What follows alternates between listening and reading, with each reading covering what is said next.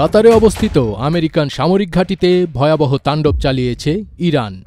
কাছাকাছি সময়ে ইরাকের মার্কিন ঘাঁটিতেও ইরানের হামলার খবর দিয়েছে দেশটির গণমাধ্যম।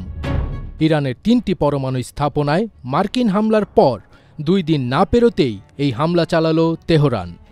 ইরানের রাষ্ট্রীয় গণমাধ্যম প্রেস টিভি এই খবর প্রকাশ করেছে। এক্সোস সূত্রের বরাতে দাবি করেছে, ইরান ইরাকে আইন আল আসাদ মার্কিন ঘাঁটিতে ৬টি ক্ষেপণাস্ত্র নিক্ষেপ করেছে। অন্যদিকে সিএনএন জানিয়েছে, ইরান মার্কিন সেনাদের উপর মোট ১১টি ক্ষেপণাস্ত্র নিক্ষেপ করেছে।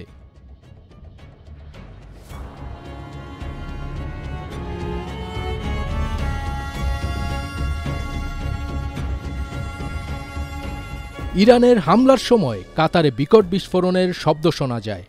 এ সময় দোহার বাসিন্দাদের মধ্যে আতঙ্ক ছড়িয়ে পড়ে। শহরের এক বাসিন্দা সিএনএনকে বলেন, হামলার আকস্মিকতায় আমার শিশুরা চমকে ওঠে। তাদের নিরাপদ আশ্রয়ে নেওয়ার সময় বুঝতে পারছিলাম না আমি কি করব, কারণ নিরাপদ আশ্রয়ে নেওয়ার বিষয়ে সরকার আগে থেকে কিছুই জানায়নি। পরে কাতারের পররাষ্ট্র মন্ত্রণালয় এক বিবৃতিতে জানায়, নিরাপত্তা পরিস্থিতি স্থিতিশীল রয়েছে, এ নিয়ে উদ্বিগ্ন হওয়ার কোনো কারণ নেই। কাতারে হামলার সময় গতকাল ইরাকে মার্কিন আইন আল আসাদ বিমান ঘাঁটিতেও আকাশ প্রতিরক্ষা ব্যবস্থা সক্রিয় হয়ে ওঠে বলে জানায় রয়টার্স। পরে ইরাকের পররাষ্ট্র মন্ত্রণালয়ের বিবৃতিতে কাতারে হামলার ঘটনায় উদ্বেগ প্রকাশ করা হয়। তবে ইরাকে হামলা হয়েছে কিনা সে বিষয়ে কিছু বলা হয়নি।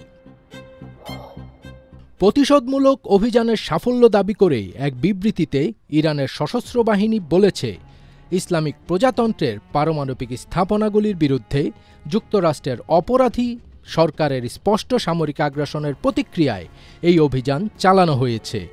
এ হামলা ভ্রাতৃপ্রতিম কাতার বা দেশটির জনগণের বিরুদ্ধে নয় বলে জানিয়েছে ইরানের সর্বোচ্চ নিরাপত্তা পরিষদ। তারা বলেছে, আবাসিক এলাকা থেকে দূরের মার্কিন ঘাঁটিতে এই হামলা চালানো হয়েছে। বিবৃতিতে আরও বলা হয়েছে, হোয়াইট হাউস এবং তার মিত্রদের কাছে সশস্ত্র বাহিনীর জাতির পুত্রদের এই সিদ্ধান্তমূলক পদক্ষেপের বার্তা স্পষ্ট এবং সরাসরি। উল্লেখ্য যে, এই ঘাঁটিটি মার্কিন বিমান বাহিনী কমান্ডের সদর দপ্তর হিসেবে কাজ করে এবং পশ্চিম এশিয়ায় আমেরিকান সামরিক বাহিনীর সবচেয়ে কৌশলগত সম্পদের প্রতিনিধিত্ব করে।